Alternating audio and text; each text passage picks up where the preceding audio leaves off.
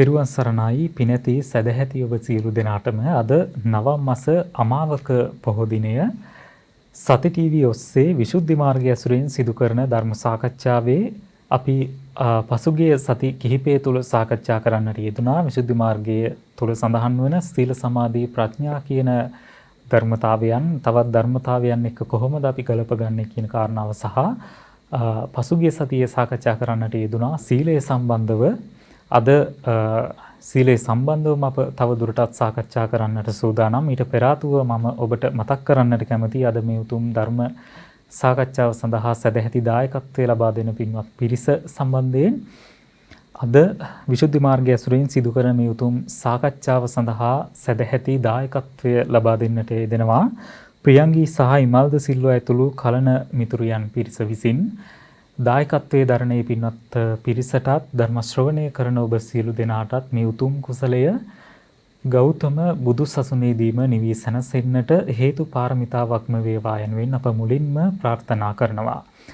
සුපුරුදු පරිදි අදත් විසුද්ධි මාර්ගය ඇසුරින් සිදු කරන මේ උතුම් සාකච්ඡාව සිදු කරන්නට අප කෙරෙහි අනුකම්පාවෙන් වැඩම කරන්නට යෙදුනා ලබුනෝරුව කන්ද ආරණ්‍ය සේනාසනයේ ගරු අනුශාසක ශාස්ත්‍රපති රාජකීය පඬිත නම කියනට අවසරයි ස්වාමීන් වහන්ස පූජනීය මාන් කඩවල නන්දරතන පින්වත් ස්වාමීන් වහන්සේ අපි මුලින්ම ස්වාමීන් වහන්සේව নমස්කාර පූර්වකව මේ උතුම් සාකච්ඡා මණ්ඩපය වෙනුවෙන් පිළිගන්නවා අවසරයි ස්වාමීන් වහන්ස තෙරුවන් සරණයි ස්වාමීන් වහන්ස අප පහුගිය සතියේදී සාකච්ඡා කරන්නට යෙදුනා සීල සමාධි ප්‍රඥා කියන කාරණා තවත් ධර්මතාවයන් සමග කොහොමද ගලපගන්නේ කියලා ඒත් එක්කම සීලය ගැනත් අප සාකච්ඡා කරා අද එහි දිගුවක් ලෙස තවත් සීලය ගැන විමසන්නට අවසරයි ස්වාමීන් වහන්ස.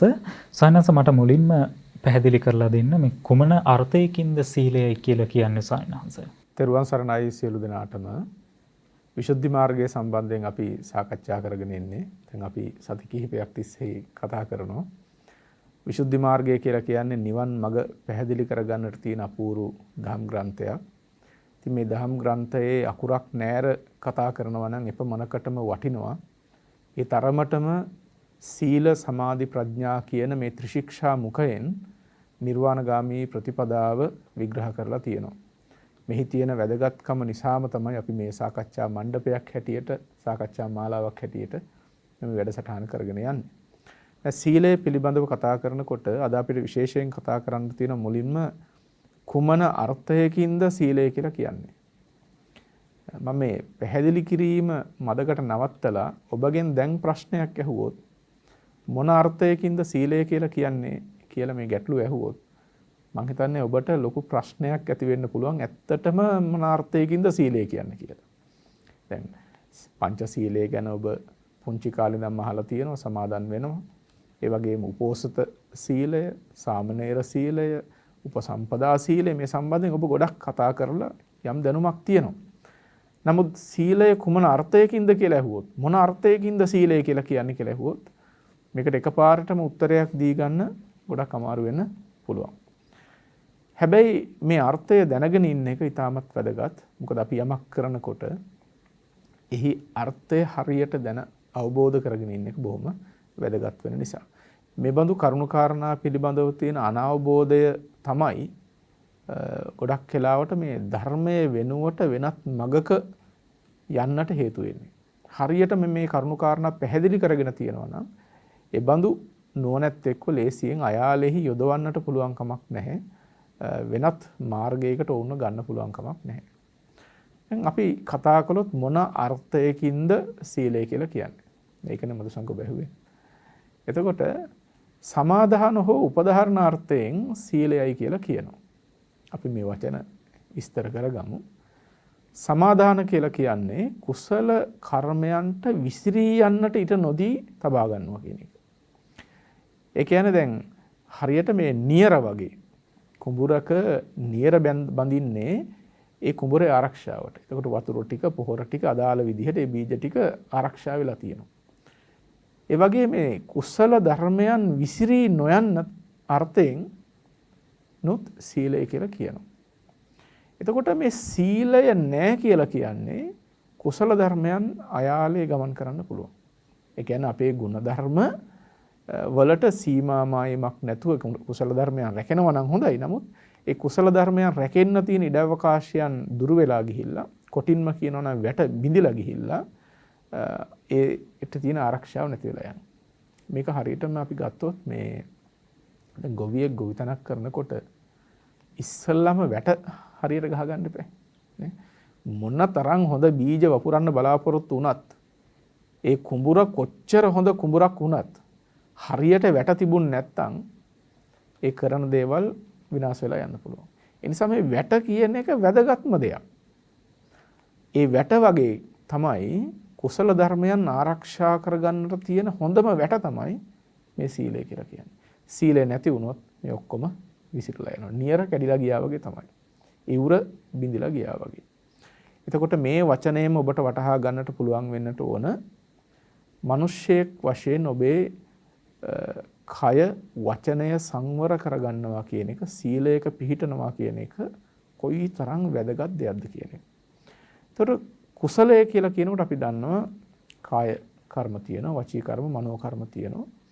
එතකොට මේ කායික සුචරිතය, වාචසික සුචරිතය මෙන්න මේක රැකෙන සීලයෙන්. අනිත් පැත්තෙන් කායික දුස්චරිතය, වාචසික දුස්චරිතයෙන් හිත ආරක්ෂා වෙන්නේ සීලය නිසා. දැන් මේ නියර බින්දොත් සීලයේ හිතින මේ සමාදාන අර්ථය බිඳගත්තොත් එහෙම අපිට මොකටද සිල්? මොකටද සිල් සමාදන් වෙන්නේ? සිල් ටික රැකෙනවනේ. තවත් මොකටද සිල් සමාදන් වෙන්නේ? මේ මට්ටමට යනමයි කියලා කියන්නෙම ඔබේ කුසල ධර්මයන්ට රැකවරණයක් ඔබම නැති කරගන්නවා කියන එක. හරියට ගොවි මහත්තයා ගිහිල්ලා මම ගොවිතැන් කරන්න ආව මිසක් වැට හදන්න ආවේ නැහැ කියලා ඉස්සෙල්ලම වැට කඩලා දැම්මා වගේ. දැන් ඇත්තටම ගොවියා මේ කුඹුරු කරන්න ආව මිසක් භෝග වපුරන්න ආව මිසක් ගොවියට වැටක් හදන්න ඕන කමක් නැහැනේ. හැබැයි එහෙම ඕනේ නැහැ කියලා ඉස්සෙල්ලම වැට කඩලා දැම්මොත් එහෙම කරන ගොවිතැනත් ඉවරයි. ඒ වගේම තමයි සීලය කියන එකත්. එතකොට මේ එක අර්ථයකින් සමාදාන අර්ථය. දෙවෙනි අර්ථය ගත්තොත් එහෙම උපධාරණය. ඒ කියන්නේ කුසල ධර්මයන් ප්‍රතිෂ්ඨා වශයෙන් ධාරණය දැරීම. තවත් විදිහකින් කියනවා නම් කුසල ධර්මයන්ට තියෙන භූමිය වගේ. එතකොට යුද්ධ කරන්න හරි භූමියක් තියෙන්න බෑ. ඉතින් මේ කෙලෙස් යුද්ධයට යනකොට හොඳ භූමියක් තියෙන්නට ඕන. අන්න ඒ භූමිය තමයි මේ උපධාරණ කියන අර්ථයෙන් අපිට හම්බ වෙන්නේ. එතකොට අර ගොවියෙක් තමන්ගේ හොඳ බීජ ටික ගෙනල්ලා හොඳම භූමියේ වපුරනවා වගේ ඒ කුසල ධර්මයන් පිහිටා සිටින්නට, කුසල ධර්මයන් දරාගෙන සිටින්නට තියෙන අපූර්වතම උතුම්ම භූමිය තමයි සීලය කියලා කියන්නේ. ඒ නිසා ඔබ ගිහි පින්වතෙක් නම් ගිහියෙක් හැටියට ඔබ ආරක්ෂා කරන පංචශීලය මතක තබා ගන්න. මේ තමයි ඔබගේ කුසල ධර්මයන් රැක ගන්නට තියෙන භූමිය. ඔබගේ කුසල ධර්මයන් වර්ධනය කර ගන්නට තියෙන භූමිය තමයි ඔබ ආරක්ෂා කරන පංචශීලය. ඒ වගේම පොහොය දවසකදී සමාදන් වෙලා ආරක්ෂා කරන ඒ අෂ්ටාංග සීලය හෝ නවංග උපෝසත සීලය හෝ ආජීවාට්ටමක සීලය වැනි සීලයන්. එතකොට හොඳින්ම තේරුම් අරගන්න මේ තමයි ඔබ ඉන්න ඕන තැන. ඉස්සල්ලාම දැන් මදුසංකවාට ගයක් හදන්න ඕන කියලා සල්ලි එකතු කරනවා. සල්ලි හොය ඉන්න එකතු කරන හැබැයි ඉඩමක් ගන්නෑ. ඇයි කියලා හොත වගේ මේ සල්ලි එකතු කරනවා කියනවා ගයක් හදන්න කියලා. කොහෙද හදන්න කියද්දි තැනක් නැහැ. මොකද ඉඩමක් නැහැ. අන්න ඒ වගේ දැන් මේ නිවන් දකින්න ඕන කියලා කොච්චර කිව්වත් ඒ නිවන් දකින්නට අවශ්‍ය ඒ කටයුතු ආරම්භ කරන්නට හොඳ භූමියක් තියෙනට ඕන. අන්න ඒ භූමිය තමයි මේ සීලෙන් ප්‍රකාශ වෙන්නේ.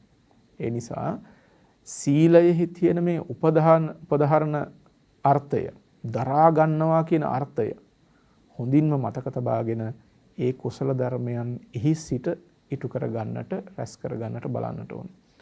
ඒ නිසානේ ලෞතර බුදුරජාණන් වහන්සේත් අර දානයක් දෙන තැනකදී පවා සීලයක පිහිටලා දානයක් දුන්න ආනිසංස සාගතයි කියලා, මහත් ආනිසංස සාගතයි කියලා දේශනා කරා. ඒ කියන්නේ හැම කුසලයකටම මේ සීලය කියන එක පිහිටා සිටින්නට තැන වෙනවා. මෙතන නැති කර ගන්නට එපා. මෙතන විනාශ කර ගන්නට එපා. ඔබට ඉන්න තැනක් නැති වෙනවා කියන එකයි මේකෙන් කියවෙන්නේ.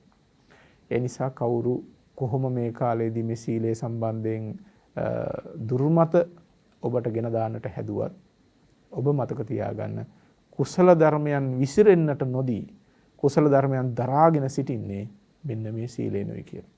ඒ විතරක් නෙමෙයි ප්‍රථම ධ්‍යාන, ද්විතීය ධ්‍යාන ආදී ධ්‍යාන චිත්තයන් ගත්තම ඒ බඳු ධ්‍යාන මට්ටමක් ඇත් කරගන්නටත් පුළුවන්කම තියෙන්නේ සීලේ නිසා. ඒ නිසා ගුණධම්මට එක පැත්තකින් භූමිය වෙනවා, තව පැත්තකින් ගුණධම් විසිරී නොයන්නට තියෙන ලොකුම රැකවරණය වෙනවා. මෙන්න මේ අර්ථයෙන් තමයි සීලය කියලා කියන්නේ. එහෙමයි සයන්ස. සයන්ස විසුද්ධි මාර්ගය තුල සඳහන් වෙනවා සීලයේ ලක්ෂණ, රස, පච්චුපට්ඨාන, පදට්ඨාන කියන කාරණා සම්බන්ධයෙන් මට මේ මුලින්ම සයන්ස සීලයේ ලක්ෂණ සහ රස කියන කාරණා පැහැදිලි කරලා දෙන්න සයන්ස. මේ විසුද්ධි මාර්ගයේහි ධම් කරුණු විවරණය කිරීමේදී වැදගත්ම ක්‍රමයක් තමයි ලක්ෂණ, රස, පච්චුපට්ඨාන, පදට්ඨාන වශයෙන් විවරණය කිරීම. ඒක මේ අපේ පාලි අට කතාවලත් දක්නට ලැබෙන ක්‍රමයක්. යම් ධම් කරුණක් ගත්තම ඒක ලක්ෂණ වශයෙන්, රස වශයෙන්, පච්චුපට්ඨාන, පදට්ඨාන වශයෙන් විග්‍රහ කරනවා. එතකොට මේ හතර ආකාරයකින්ම ධම් කරුණක් විස්තර කරගත්තම ඒ පිළිබඳව පරිපූර්ණ දැනුමක්, අවබෝධයක් ලබා ගන්නට හැකියාව ලැබෙනවා. ඒ නිසා තමයි බුදුගොස් හාමුදුරුවෝ මේ සීලය පිළිබඳවත් මේ ක්‍රමයේම අනුගමනය කරන්නේ. දැන් මොකද්ද සීලයේ ලක්ෂණය? සීලයේ ස්වභාවය මොකද්ද? සීලේ ලක්ෂණය තමයි අර කලින් කියපු ස්වභාවයම. සීලන ලක්ෂණය. ඒ කියන්නේ සමාදාන හෝ උපදාහරණ කියන ස්වභාවය. කුසල ධර්මයන් විසිර යන්නට නොදී රැක ගැනීමත්, කුසල ධර්මයන් දරාගෙන සිටීමත්. මෙන්න මේ කියන ස්වභාවයම තමයි සීලේ ලක්ෂණය වෙන්නේ. අපි සාමාන්‍යයෙන් කියන්නේ මොකද්ද ඒකේ හැටිය කියලා කියන්නේ? ඒකේ විදිහ මොකද්ද කියන්නේ? අන්න ඒ වගේ සීලේ ලක්ෂණය ඒකයි. ඊළඟට සීලේ රසය මොකද්ද? කෘත්‍ය සහ සම්පatti. මෙන්න මේක තමයි සීලේ රසය කියලා කියන්නේ. හරි ලස්සනට මේක විස්තර කරනවා මේ විසුද්ධි මාර්ගයේදී මොකද්ද මේ සීලයේ රසය කියන එක. සීලේ කෘත්‍ය රසය නම් දුස්සීල භාවය විනාශ කිරීමයි. එතකොට යම් තැනක දුස්සීල භාවය විනාශ කිරීමක් තියෙනවා නම් අන්න ඒක තමයි සීලේ රසය වෙන්නේ. ඊළඟට පෙන්වනවා සීලේ සම්පත්තිය මොකද්ද? සම්පatti රසය මොකද්ද? නිර්වද්‍ය හා ධානාදී ගුණයන්. එතකොට නිර්වද්‍යතාවය ඇති කිරීම සහ ධානාදී ගුණයන් තමයි එහි සම්පatti රසය වෙන්නේ. එතකොට යම් කිසි තැනක මේ දුස්සීල භාවය විනාශ කිරීමක් තියෙනවා නම්, දුසිරිත දුරලීමක් තියෙනවා නම් අන්න ඒක සීලයේ රසයක් වෙනවා. සීලේ කෘත්‍යයක් ඒක. එතකොට යම් කිසි තැනක අපි හිතමු දුස්සීලතාවයන් විද්‍යමාන වෙනවා කියලා, කායික වාචසික දුසිරිත විද්‍යමාන වෙනවා නම් ඔබට තේරුම් අරගන්න පුළුවන් එතන සීලයේ රසය නැහැ කියන එක.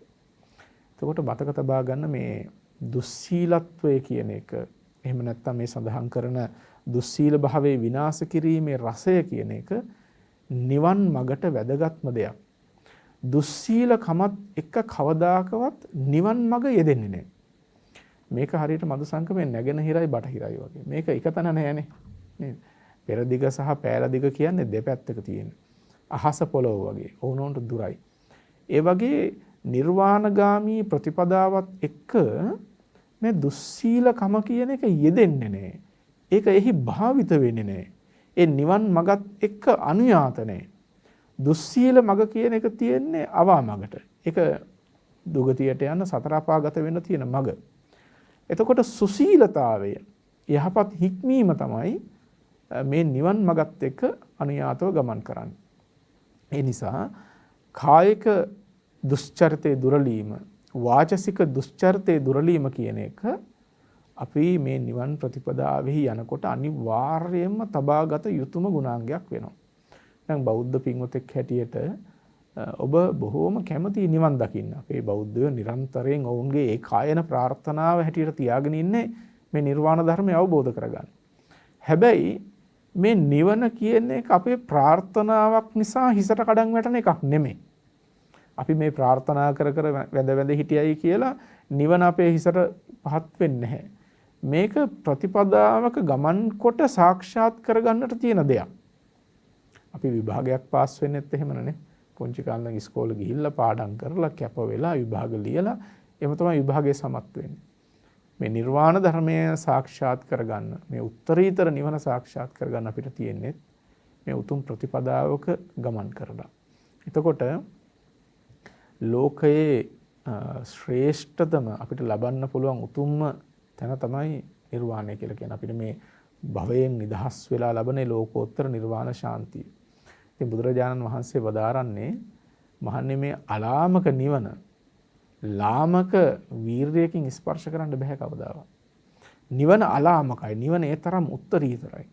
ඒ උත්තරීතර අලාමක නිවන ලාමක වීර්යයෙන් කවදාවත් සාක්ෂාත් කරන්න බෑ.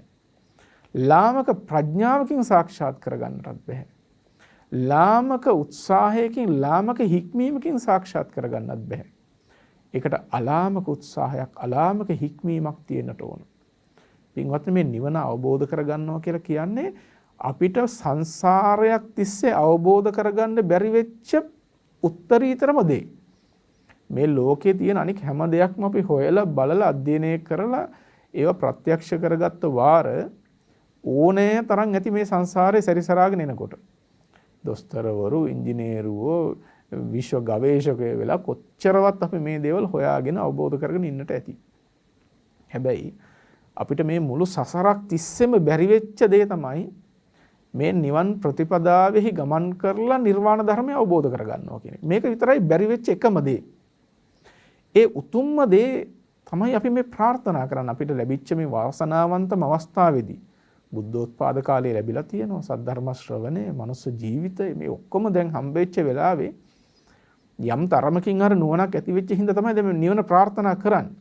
හැබැයි මේ නිවන ප්‍රාර්ථනා කළාට මේක සාක්ෂාත් කරගන්නට නම් අපිට අලාමක වීර්යයකින්, අලාමක හික්මීමකින්, අලාමක ප්‍රඥාවකින් ගමන් කරන්නට වෙනවා. ඒ නිසා මේ භවය නිමා කරගන්නට නම් මතක තබා ගන්න ලැබිච්ච වෙලාවේ ඔබ මේ නිවන් මඟ අප්‍රමාදීව ගමන් කරන්නට ඕන. එහි පළමුවන පියවර තමයි සීලය කියලා කියන්නේ. මෙතනින් පටන් ගන්න ඕන තැන. මේ තමයි ආරම්භක පියවර. ඔබ මෙතන වරද්ද ගත්තොත් අය මෙතන වෙන කොතනින්ද හදන්න තියෙන්නේ? ඒ කියන්නේ දැන් පළවෙනි පියවරම වරද්ද ගත්තට පස්සේ ආය මේක හදාගන්න තැනක් අහුවෙන්නේ නැහැ.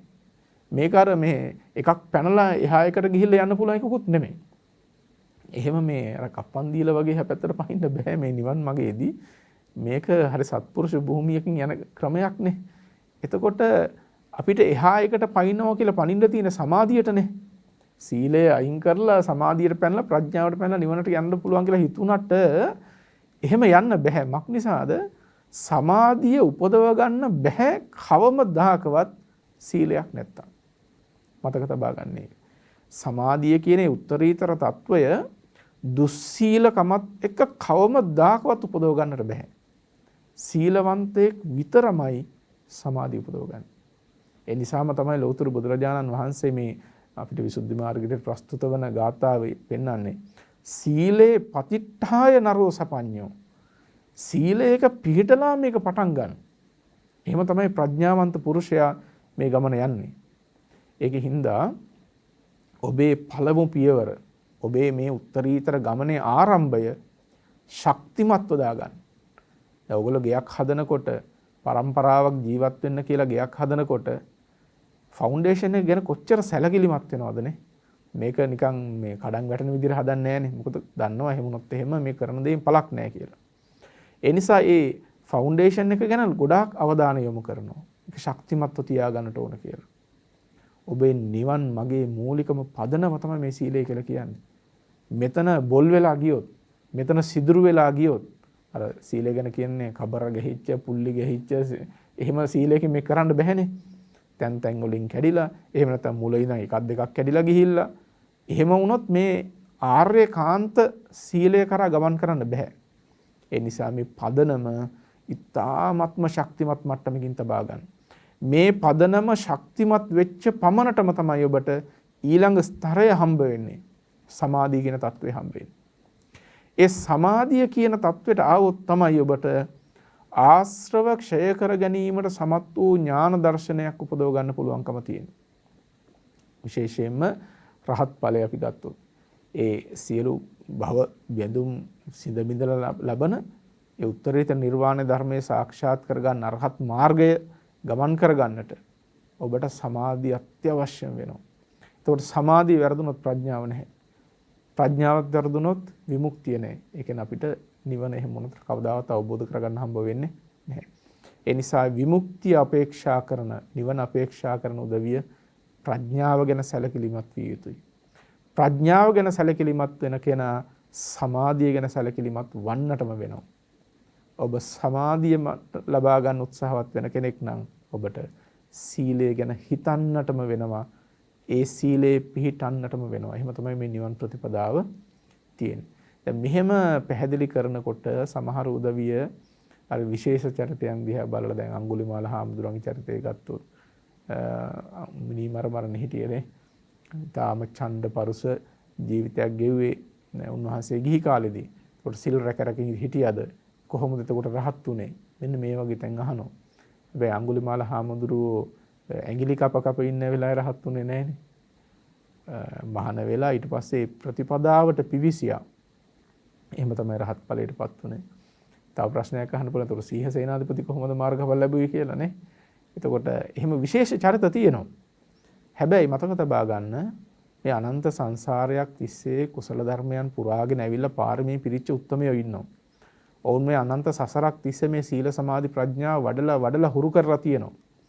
ඒ බඳු සත්පුරුෂයෝ ඊටමත් ක්ෂණික දෙයක් අරමුණු කරගෙන වුණත් ඔවුන්ගේ සිත ඊටම ඉක්මනින් දියුණු කරගන්නවා. ඒ භවයේහි සසරේ ගොඩාක් හුරු කරලා තියෙන උත්තමයෝ. හැබැයි හැමෝම මේ තත්වෙන් ඉන්නව නෙමෙයි. ඒ නිසා ඔබට අපිට සිද්ධ වෙනවා මේ ගමන මහන්සියෙන් යන්නට. හොඳ ශක්තිමත් පදනමක සිට මේ නිවන් ප්‍රතිපදාව ගමන් කරන්නට ඕන. එහෙම වුණොත් විතරයි මේක අපිට කරගන්න ලැබෙන්නේ. ඉතින් මේක අපි පටන් ගන්නෙ මේ කවදද? ඒකයි ප්‍රශ්නේ තියෙන්නේ. ඉතින් කොට සමහර අය හිතන් ඉන්නේ දැන් මේ කාලේ අමාරුයි. ටිකක් එක්ක පෙන්ෂන් යනකම් ඉන්න ඕන කියලා හිතනවා. පෙන්ෂන් ගියපු මිනිස්සුන්ට ඒක කරගන්න බෑ. දරුමුණු බුරෝ බලන්න තියෙනවා, ලෙඩ දුක් එනවා. එතකොට ඒක කරගන්නත් බෑ. මේක මේ පටන් ගන්න දවසක් පේන්න නැහැ. ඔහොම හිතුවොත් පින්වතුනි කවදාවත් මේ සීලයක් රැකලා මේ නිවනක් අවබෝධ කරගන්නත් බෑ. ඒ නිසා පටන් ගන්න තියෙන මේ දැනුයි පටන් ගන්න තියෙන්නේ. දැන් පටන් ගත්තොත් තමයි මේක කවදාක හරි ඉවර කරගන්න වෙන්නේ. ඉතින් මේ භවය නිමා කරගන්නට ඕන නම් අනන්ත සංසාරයක් ඔබට ගෙවාලන්නට අවශ්‍ය නම් සසර දුකෙන් මිදෙන්න ඕන නම් මේ ගමන ඉතාම ඉක්මනින් පටන් ගන්න හොඳ පියවරක් තබලා ගිහියෙක් හැටියට ඔබේ පංචශීලය ගැන හොඳින්ම සැලකිලිමත් වෙන්න. පංචශීලය රකින්න බැහැ කියලා හිතනවා නම් ඒක දුබලකමක් කොට සැලක ගන්න. මිනිස්සෙක් හැටියට පුරුෂ ධෛර්යයක් තියෙන සත්පුරුෂයෙක් හැටියට මට මේක කරන්න පුළුවන් කියන තැන ඉඳලා පටන් ගන්න. ඔබ උපාසකම්ම කෙනෙක් වෙන්න පුළුවන්, උපාසක මහත්තයෙක් වෙන්න පුළුවන්, පුංචි දරුවෙක් වෙන්න පුළුවන්. කවුරු වුණත් තමන්ට ආත්ම ශක්තියක් නැත්නම් තමන්ගේ ගුණය රැක ගන්න ඔබේ ගුණය කාටද රැකලා දෙන්න පුළුවන්කම තියෙනවා. ඒ නිසා ඔබ කවදාකවත් දුබලයෙක්ගේ තත්වයට වැටෙන්නට එපා.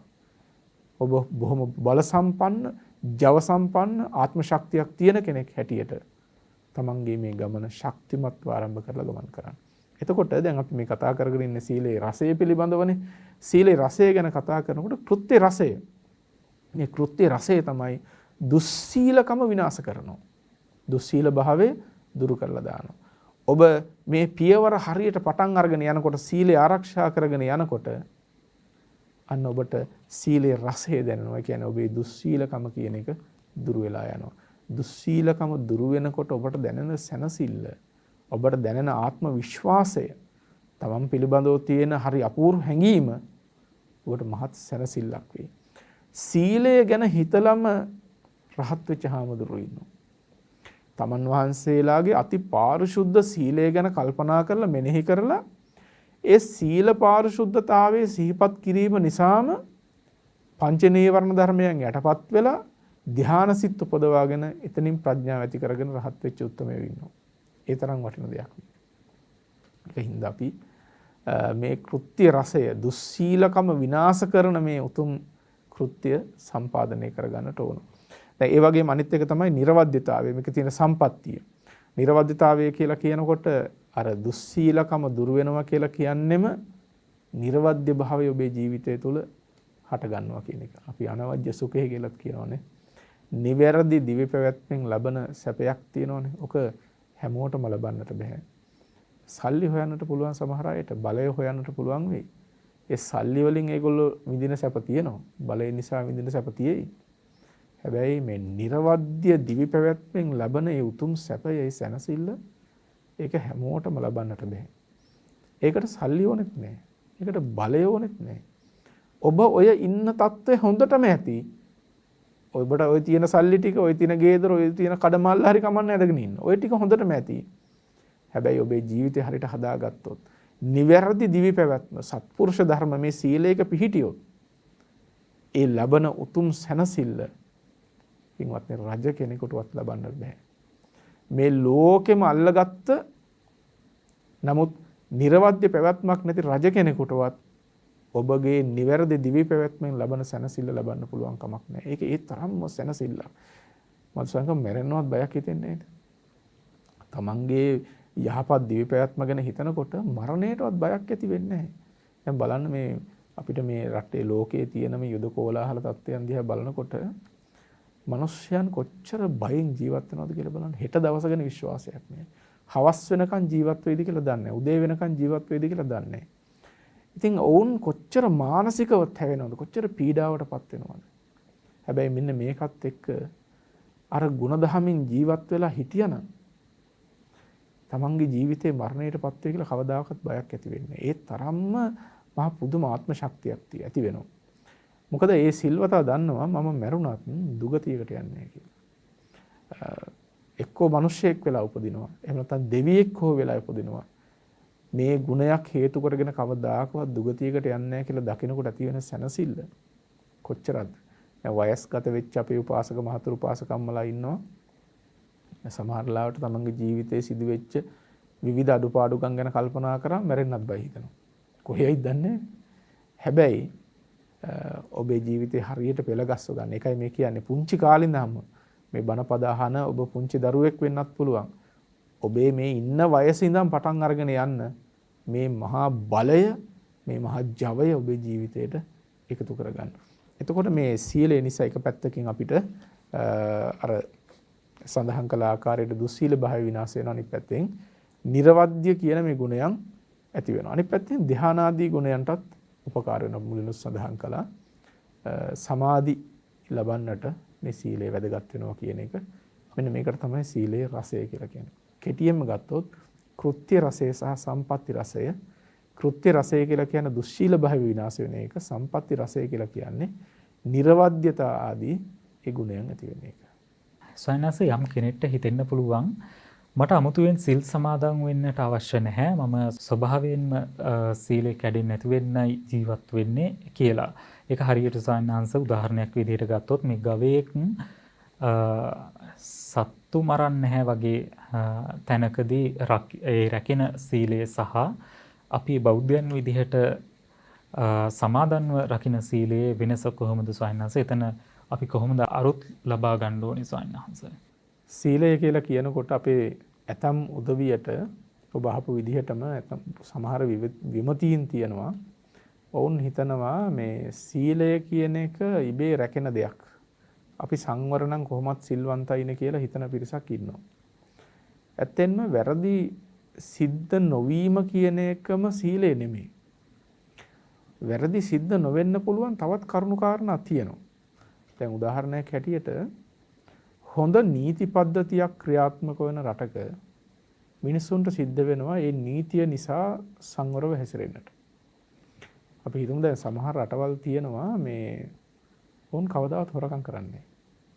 සමහර රටවල් තියෙනවා බැංකු වලට මේ ණයක් ගන්නවත් ඔය සාක්ෂිකාරයෝ අස්සම් කර කර ඉන්නට ඕනේ නැහැ. එහෙම රටවල් තියෙනවා.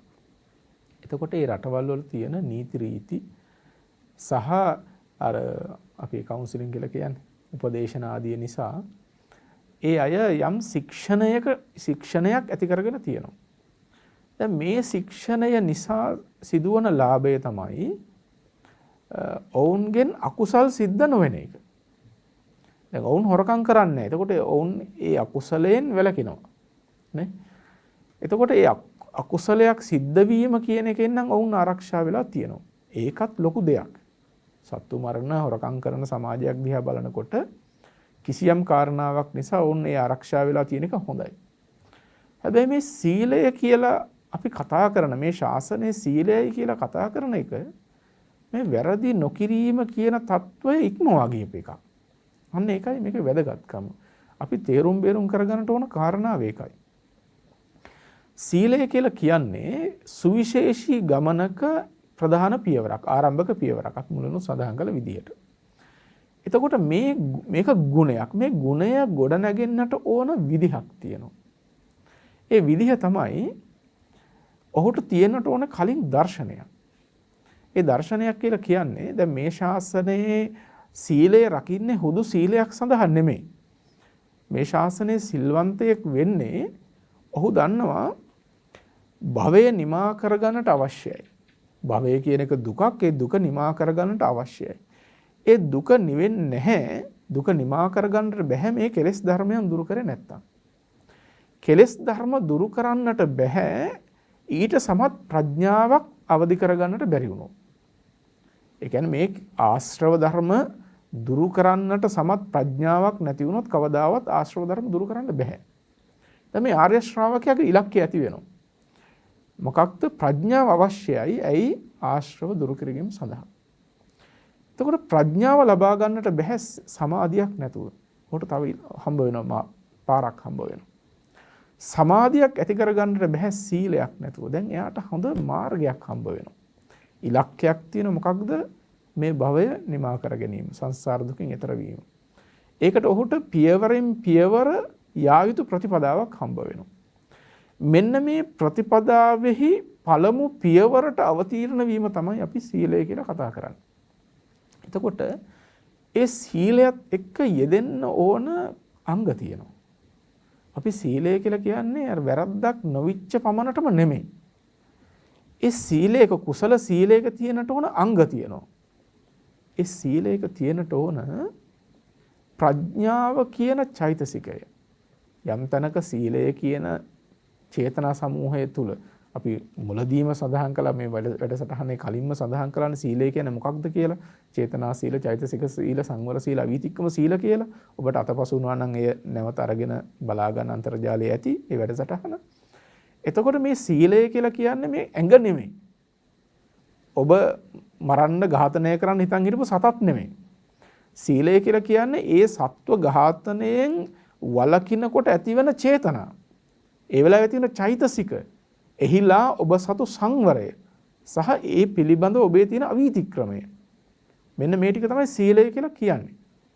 දැන් එතකොට අර සත්ව ඝාතනයකින් වළකිනකොට, හොරකම් කිරීමෙන් වළකිනවා කියනකොට එතන තියෙනවනේ චේතනා සමූහයක්. දැන් ඒකනේ සීලය කියන්නේ. මෙන්න මේ චේතනා සමූහය අතර, මේ චෛතසික සමූහය අතර ඔබට තියෙන්නට ඕන ප්‍රඥාව කියන බලවත් චෛතසිකය. ඒ චෛතසිකයේ බලවත් වෙන තරමට තමයි ඒ සීලය කියන ගුණය බලවත් වෙන්නේ. දැන් හිතන්න කර්මයක්, කර්මඵලයක් පිළිබඳව නුවණක් නැති කෙනෙක්. ඔහුට කර්මය හා කර්මඵලය පිළිබඳව නුවණ නැහැ කියලා කියන්නේ ඒ සම්මාදිට්ඨිය නැහැ කියන එකනේ. ඒ කියන්නේ ඒ ප්‍රඥා චෛතසිකය නැහැ කියන එක. දැන් අපි හිතමු කෙනෙක් සත්තු නොමර ඉන්නවා.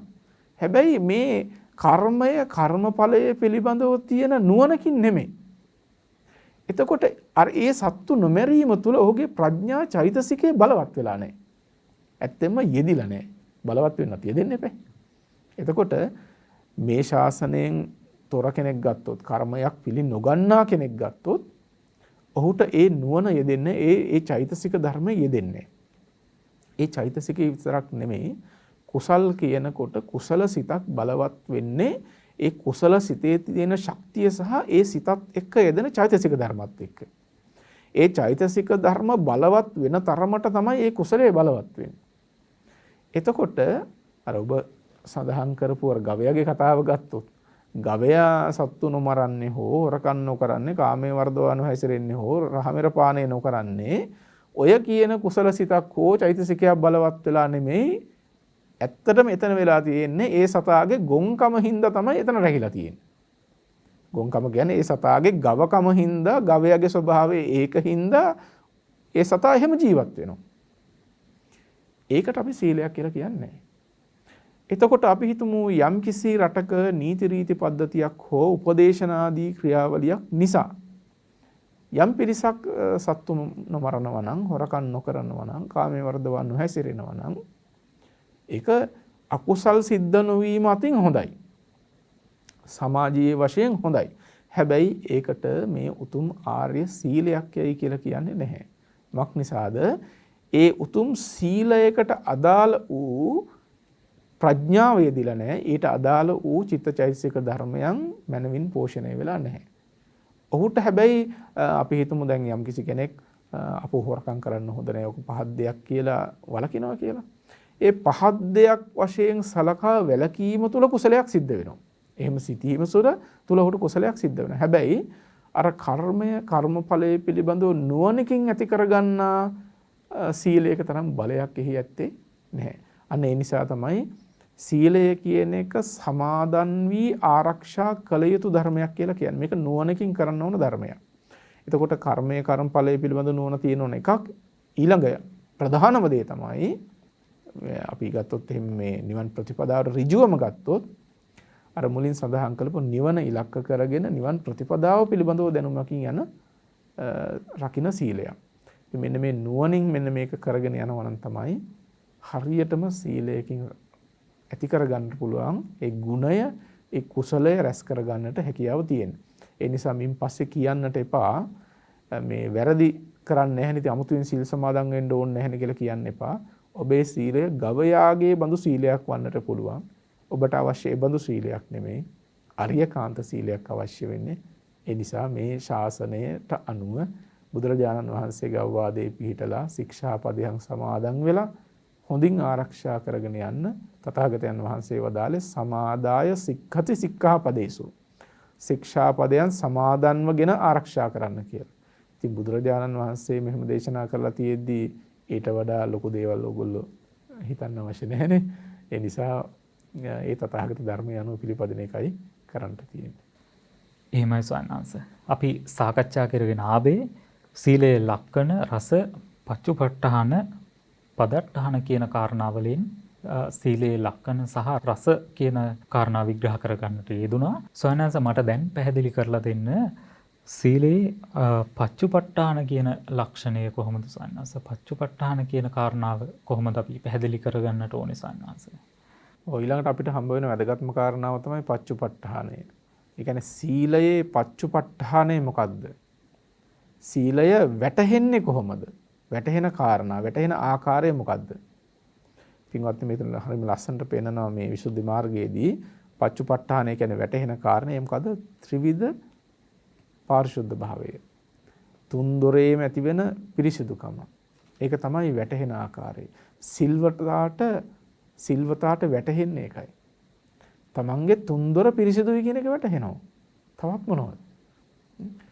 කායික දුස්චරිත වෙන්නේ නැහැ කියලා ඔහුට වැටහෙනවා. එයි ඔහු කායික දුස්චරිතයෙන් වැළකීලා. වාචසික දුස්චරිතයක් නැහැ නේද කියලා ඔහුටම වැටහෙනවා. මොකද ඔහු එකකින් වැළකීලා නිසා. එතකොට කය වචනය ආරක්ෂා කරගන්න පුළුවන් ද හිත ආරක්ෂා කරන්න නැතුව බෑ. එතකොට හිතත් ඔහු ආරක්ෂා කරලා තියෙනවා. තමන්ගේම හිත කය වචනය දුස්චරිත ධර්මයන්ගෙන් වැළකීලා අකුසල ධර්මයන්ගෙන් වැළකීලා දැන් හිත හරීම පිරිසිදුයි. කය වචනය හරීම පිරිසිදුයි පවිත්‍රායි කියලා Tamanට වැටහෙනවා. සීලයෙන් වැටහෙන්නට ඕනම කාරණාව මේක. ඔබට ඔබේ ජීවිතය පිළිබඳව මෙහෙම වැටහෙනවා නම් දැන් ඔබේ හිත පිරිසිදුයි, කය පිරිසිදුයි, වචනය පිරිසිදුයි කියලා ඒ ඔබේ සීලයේ පමණ අනුවයි.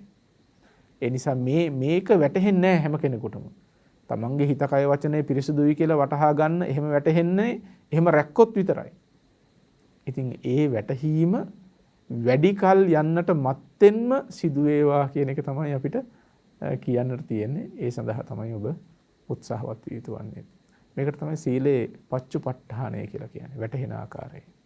සනස් මට මේ කාරණාවත් පැහැදිලි කරලා දෙන්න සනස. දැන් සනස ඔබ වහන්සේ මෙතන පැහැදිලි කරන්නට යෙදුනා මේ කය සංවරය සහ වචන සංවරයත් සමග මේ සීලයට සනස අපිට පහළ වෙන චේතනාවන් වලදී මේ සීලයේ පළුදු වීමක් හෝ සීලේ කැඩීමක් වෙන්න පුළුවන් ද ස්වාමීන් වහන්සේ?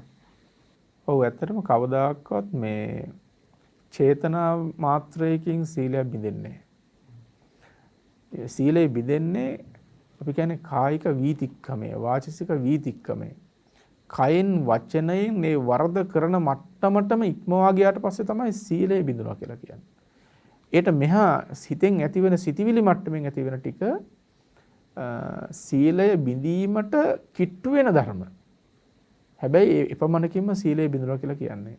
දැන් අපි හිතමු මොකක් හරි වටිනා දෙයක් දැකලා හොරකම් කරන්නටම හිතුණා කියලා. ඒ ගැන කල්පනා කරනවා, ආසාවක් ඇති වෙනවා, ගන්නම හිතෙනවා. සමහරට හීනෙනුත් පෙවුනයි කිය මොකෝ හොරකම් කරනවා.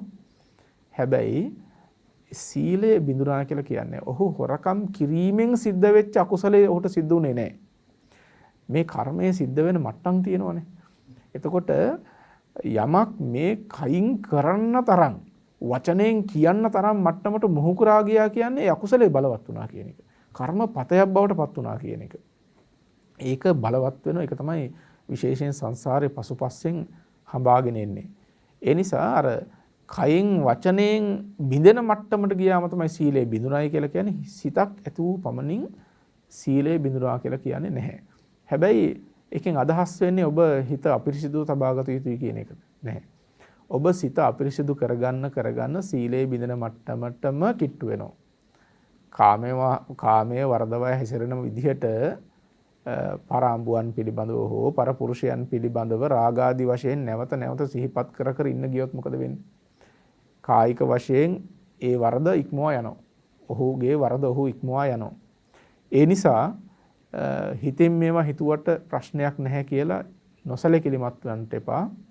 පටන් ගන්න තනින්ම හිතට සිතිවිල්ලක් එන තනින්ම දුරු කරලා දාන්න. එතකොට තමයි මේ සීලය ආරක්ෂා කරගන්නට පුළුවන්කම තියෙන්නේ.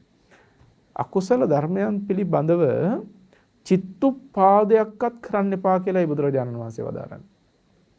හරිම ලස්සන තැනක්නේ සඳහන් වෙන්නේ ආනන්ද මහරහතන් වහන්සේ පිළිබඳව. ආනන්ද මහතෙරුන් වහන්සේ කියනවා පස්විසි වසක් මුළුල්ලෙහි රාගසිත මේ සංඥාවක්වත් ඉපදෙන්නේ නැහැ. ද්වේෂ සිතක් පරිහරණය කිරීම තබා ඒබඳු සංඥාවක්වත් ඉපදෙන්නේ නැහැ කියන. කොහොම පිරිසිදු හිතක්ද බලන්න.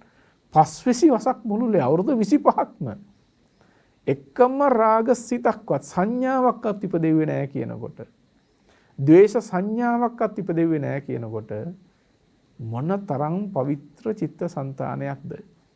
ඉතින් ධර්ම භාණ්ඩාගාරයක් නොවි පවතී දේසිත නේ. ඉතින් ඒක තමයි ඒ උත්තමයන්ගේ ස්වභාවය. අපි අන්නේ ගුණයට තමයි මේ කිට්ටු වෙන්න හදන්නේ. ඒ ගුණයට තමයි අපි මේ පුළුවන් තරම් සමීපවන්න මේ උත්සාහවත් වෙන්නට ඕන. ඉතින් ඒ නිසා කයින් වචනෙන් ඉක්මවා යන්නට දෙන්නට එපා. හැබැයි හිතින්ම ඒක නවත්ත ගන්න බලන්න. හිත ඒ පස්සෙන් යන්න ගියොත් ඔබට සීලය බිඳනවා කියන එකත් ඊටාම ඉක්මනින් වෙන්න පුළුවන්. එහෙමයි සන්නාංශ. සන්නාංශ මට ඊළඟට පැහැදිලි කරලා දෙන්න මේ සීලේ පදට්ටහන කියන කාරණාව අපි කොහොමද බෞද්ධයන් විදිහට විග්‍රහ කරගන්නට ඕනේ? ඔව් සීලේ පදට්ටහනය කියලා කියන්නේ ආසන්න කාරණය කියන එක. ඒ කියන්නේ ළඟම හේතුව කියන එක.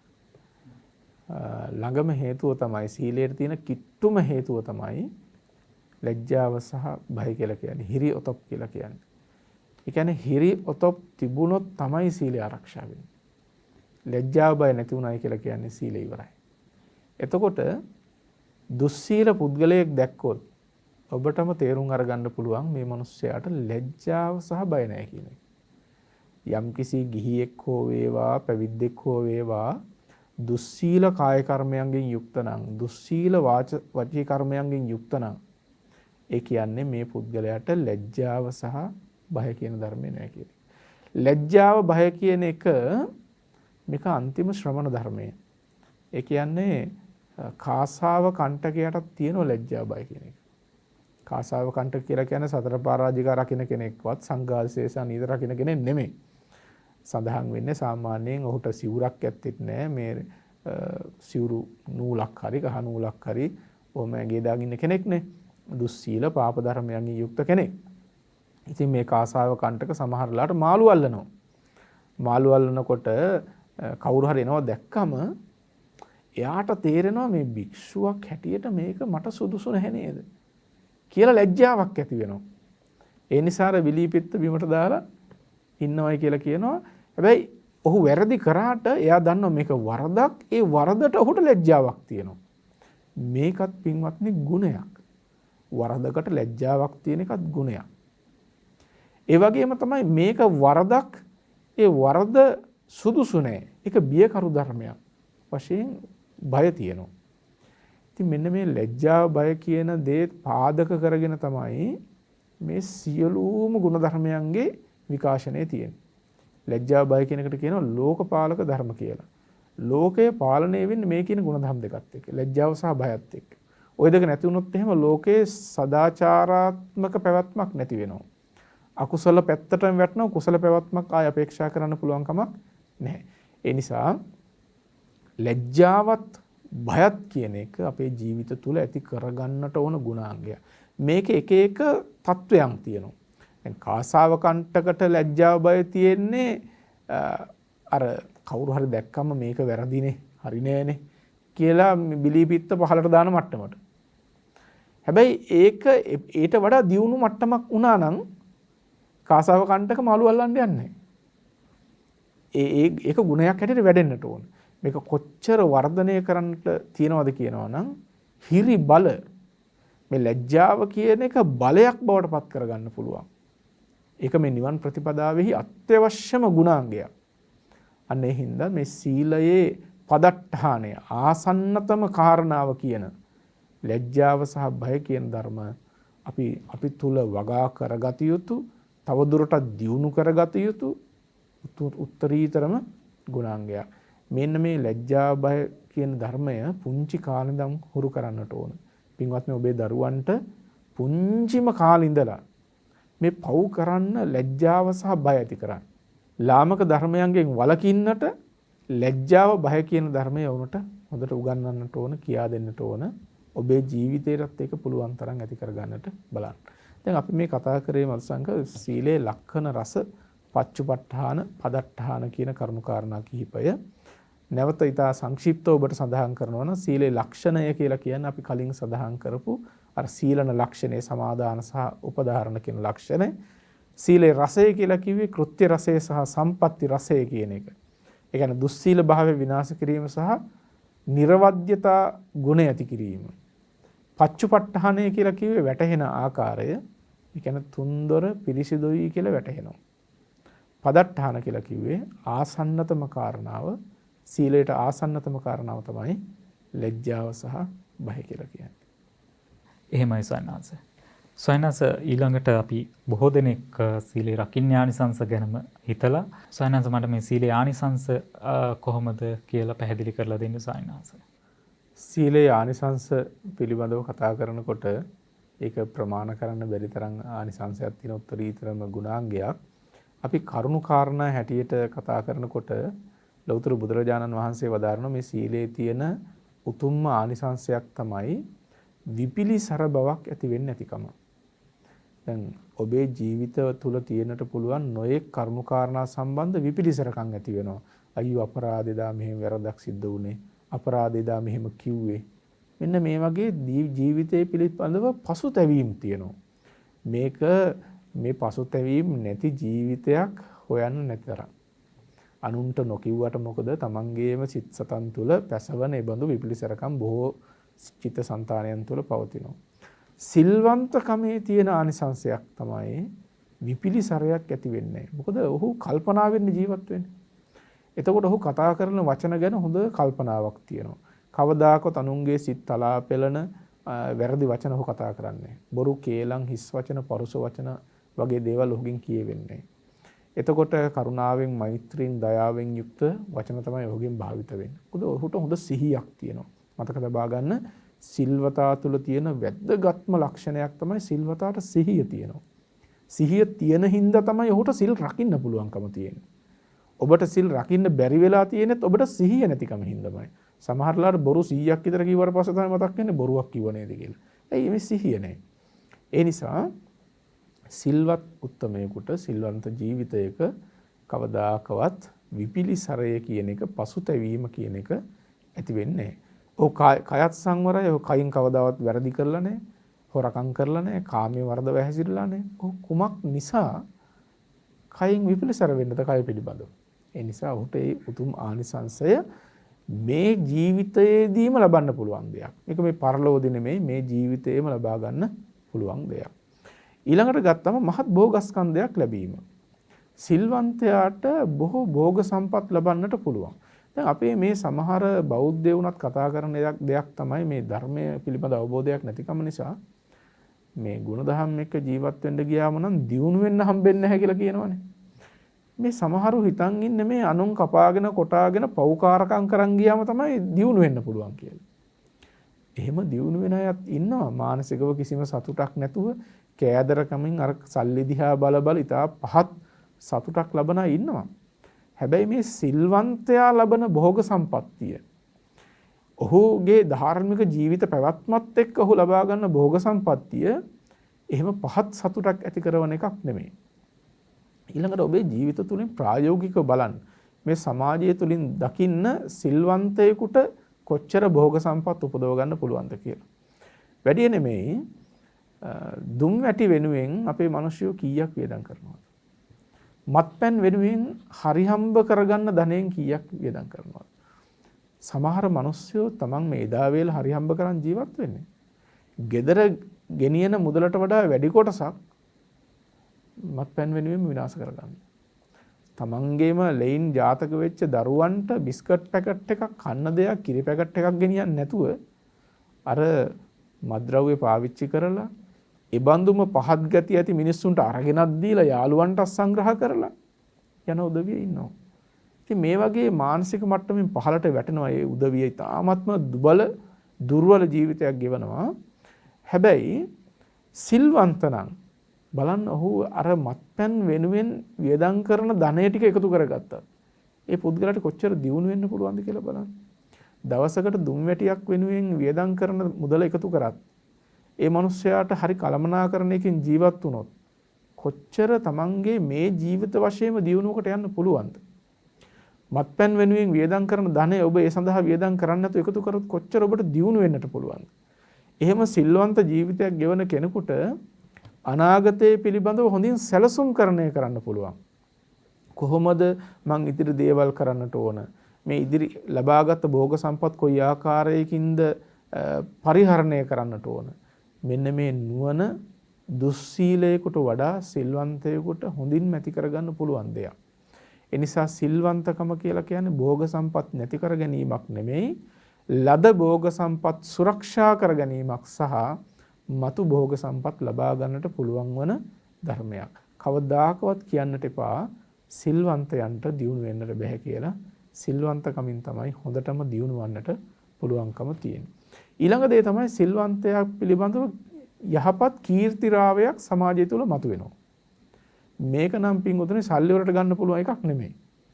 බලයෙන් හෝ ධනයෙන් හෝ මේ යහපත් කීර්තිරාවය කියන එක ලබා ගන්නට බෑ. ඔය සල්ලි වලින් ධනයෙන් බලයෙන් මොන දේවල් ලබා ගත්තත් ඒ බහුතරයකට නැතිම දේ තමයි යහපත් කීර්තිරාවය කියන එක.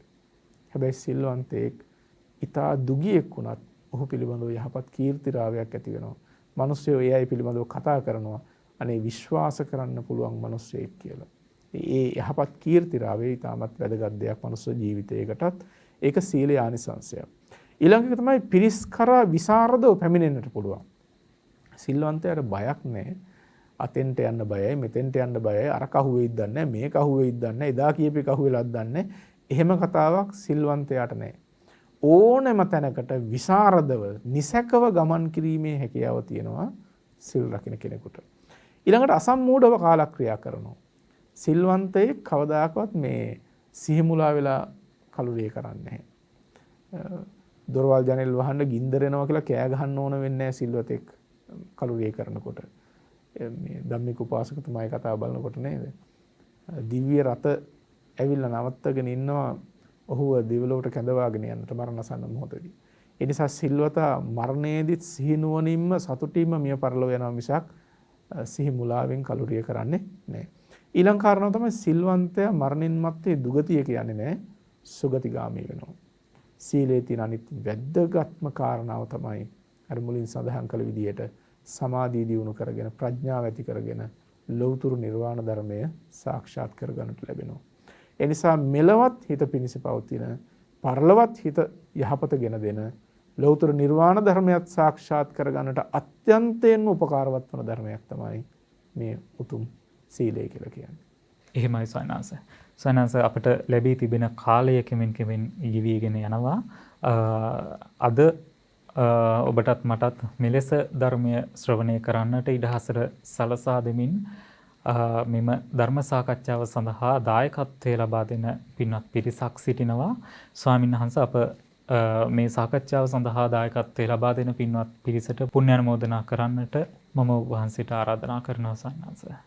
අද මේ වැඩසටහනෙහි දායකත්වය ගැන කටයුතු කරනවා ප්‍රියංගී මහත්මිය, ඉමල්ද සිල්වා මහත්මයා ඇතුළුව ඒ කල්යාණ මිත්‍ර පින්වතුන් විසින් මූලික අරමුණු වශයෙන් ඇති කරගෙන තියෙනවා සෑම සියලු දෙනාටම උතුම් වූ චතුරාර්ය සත්‍ය ධර්මය අවබෝධ කරගන්නට ලැබේවා කියලා.